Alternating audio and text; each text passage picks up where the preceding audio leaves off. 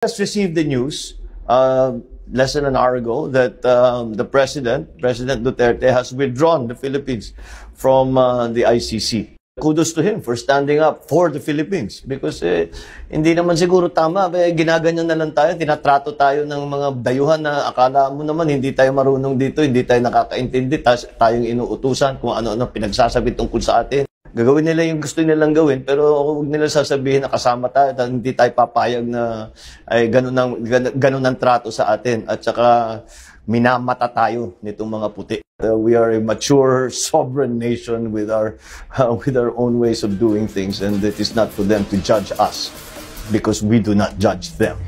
One eternity later. Mr. President, may violation ba ito sa ating soberanya, itong pagkakaaresto kay dating Pangulong Duterte? No. Bakit naman? Dahil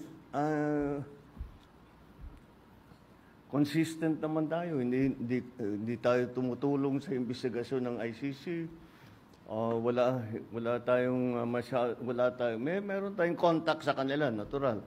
Pero no, not on an official level. We didn't help them in any way. The arrest the arrest that we did today was in compliance with our commitments to Interpol. It just so happened that came from ICC.